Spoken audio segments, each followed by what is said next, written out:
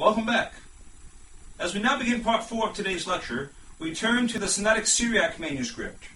This was discovered in 1892 by two sisters, Agnes Smith Lewis and Margaret Dunlop Gibson. They were accompanied by J. Rendell Harris, Robert Bensley, and Francis Burkitt, a team of scholars who carefully transcribed the Sinaitic Syriac. And it needed very careful study because the Sinaitic Syriac is a palimpsest, a manuscript made with recycled parchment. In the 700s, an individual named John the Recluse, working not far from Antioch in Syria, wanted to write down a copy of a collection of some stories about female martyrs, and he seems to have been short on parchment. So, after a few parchment codices were obtained, including an old Syriac copy of the Gospels, the ink was washed off those pages, and John reused them as the material on which to write down the stories about female martyrs. Part of one of those stories is what you see here. By applying certain chemicals, which can have the unfortunate side effect of eating the manuscript if they are over-applied, the writing that was mostly washed off can be recovered. Underneath the story of a female martyr, the text of Mark 16 can be seen, written in Syriac from right to left. Mark 16:1 is at the top of the second column.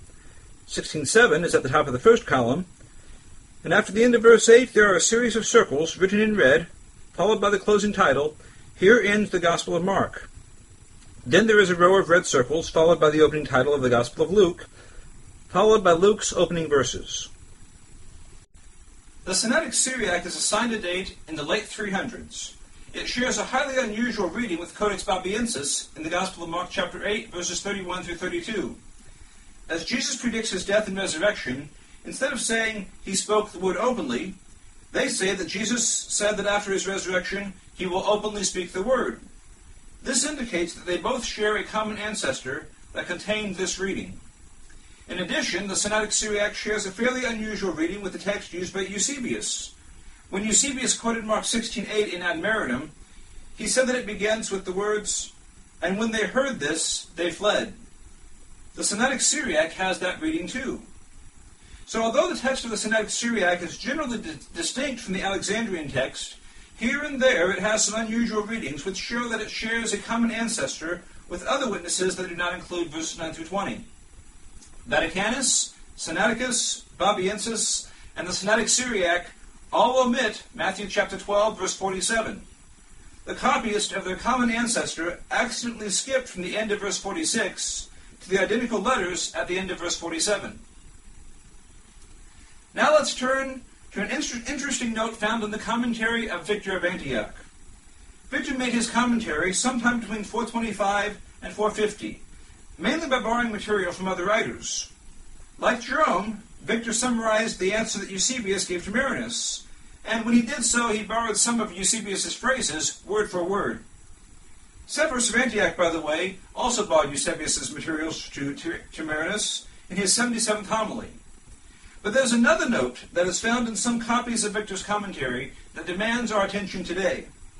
This additional note begins by briefly describing some of the answers that Eusebius gave to Marinus, and it mentions Eusebius by name. Then, further down, the comment ends with the following statement. Granting that the passage referred to, that begins, "Now when he was risen early," is not attested there in very many copies of the Gospel, being called spurious by some individuals, we have included it, for we discovered it in very many accurate copies, and in the Palestinian Gospel, in which the true text of the Gospel is contained. The account of the Lord's resurrection appears in it after, "For they were afraid," from rising early on the first day of the week, and all the rest, down to, "with the accompanying signs, Amen." The author of this note, whether it was Victor or some other author who was writing early enough to have his note be found in 19 copies of Victor's commentary, could not contest the claim that many copies had lacked the passage when and where Eusebius had written. But when he examined the evidence that was available to him, he discovered that the passage was actually present in very many accurate copies, and in a particularly highly valued Palestinian copy. That note in the commentary of Victor of Antioch is not the only note that should be considered when evaluating the evidence about the ending of Mark. Bruce Metzger wrote that not a few manuscripts which contain the passage have scribal notes stating that older Greek copies lack it. and in other witnesses, the passage is marked with asterisks or oboli, the conventional signs used by copyists to indicate a spurious addition to a document. As far as I can tell, the second part of Dr. Metzger's statement is incorrect.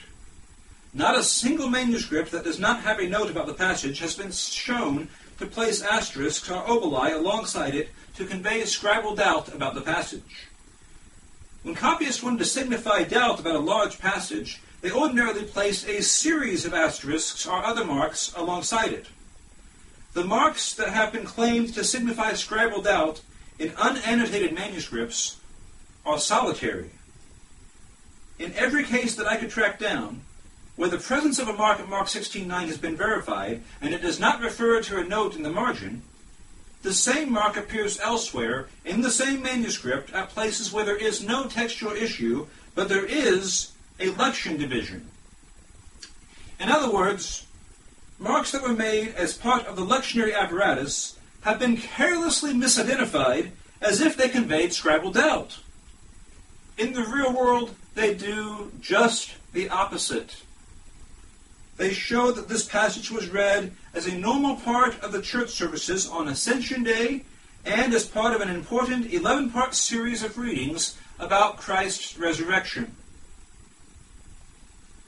What about the copies that contain notes? Well, there is no valid reason to vaguely refer to this as not a few copies.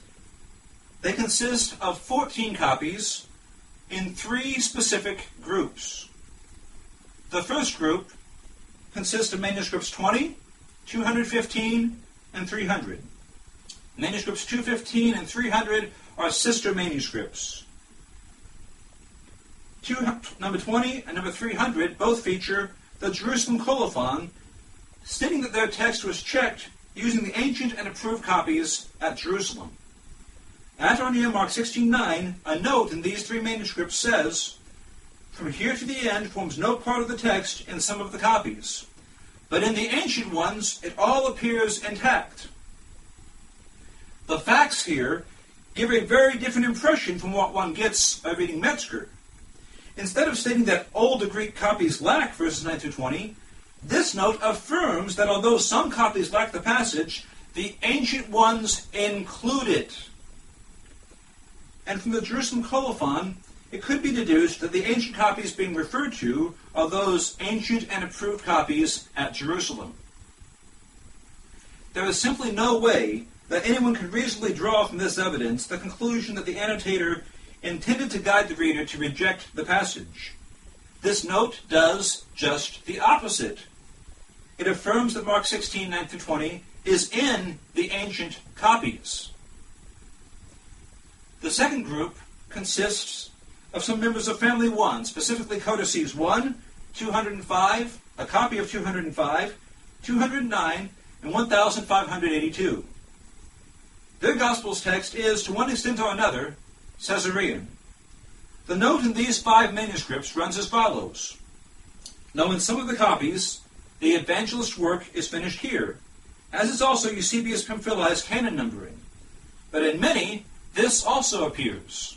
The third group consists of 5 secondary members of Family 1, specifically manuscripts 15, 22, 1110, 1192, and 1210.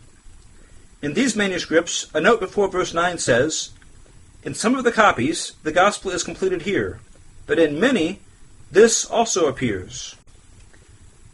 This is basically the same note that appears in codices 1 and 1582, minus the phrase about the Eusebian canons. Somebody, at a time and place where the Eusebian canons had been expanded so as to include the passage, removed the phrase about the Eusebian canons because it appeared not to be true.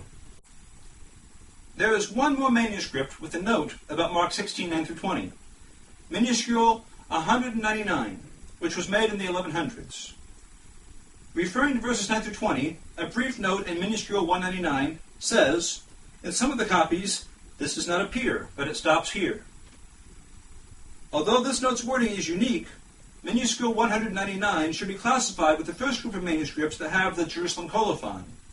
Its text in Luke is aligned with the text of Luke found in another codex, which is partly uncial lambda and partly minuscule 566. In that manuscript, the Jerusalem colophon appears at the end of each Gospel. So, we're not dealing with a large, widespread group of copies. We are dealing with just 14 annotated manuscripts. And we're not dealing with 14 independent notes. The notes found in 199, 20, 215, and 300 are related via a link to the manuscripts mentioned in the Jerusalem colophon. Codices number 1, 205, a copy of 205, 209, and 1582 share the same note because they share the same ancestor manuscript.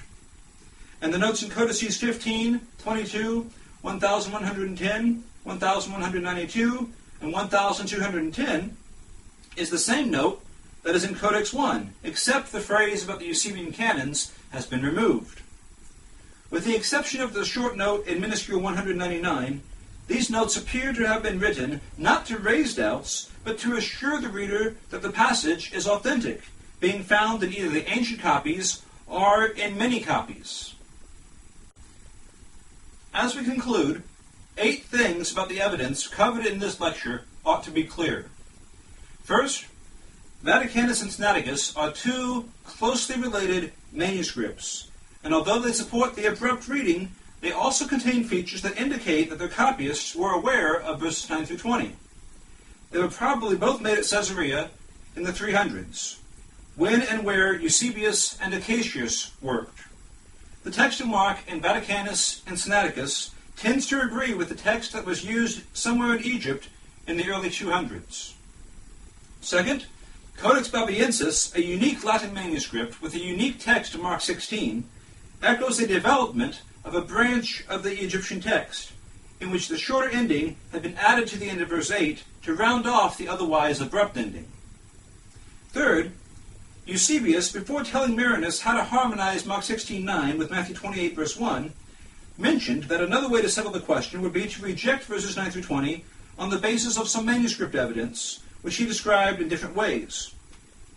Also, Eusebius did not include Mark 16:9 through 20 in the Eusebian canons. Fourth, Jerome, in his letter to Hedibia, borrowed, condensed, and translated into Latin part of Eusebius' letter to Marinus, including his comments about Mark 16:9 through 20, and his recommendation to retain the passage by placing a comma in the text of Mark 16:9. Fifth, the Sinaitic Syriac, made in the late 300s, echoes another branch of the Egyptian text in which Mark 16 ends at the end of verse 8. Sixth, Victor of Antioch, or someone else writing early enough to affect 19 copies of Victor's commentary, responded to the statements of Eusebius by stating that he had found verses 9 through 20 in many accurate copies and in a highly cherished Palestinian copy.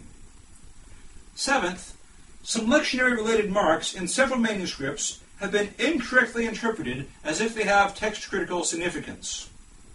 And eighth, the notes about Mark 16:9 through 20 found in 14 manuscripts tend to defend the passage by stating that it is found in many copies or in the ancient copies.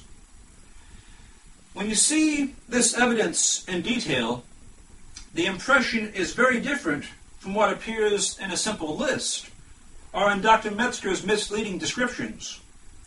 It should be clear from this review that a lot of misinformation has been spread, and a lot of important information has been neglected by very many commentators. When misrepresentations of the evidence are removed from the equation, and the remaining witnesses are carefully examined, it is clear that the support for the abrupt ending of Mark is not very diverse. It descends from a narrow transmission stream that originated in Egypt and spread from there to Caesarea, where the abrupt ending of Mark 16 was preferred because it was considered to be, from a harmonizer's perspective, the less difficult reading. Thank you for watching.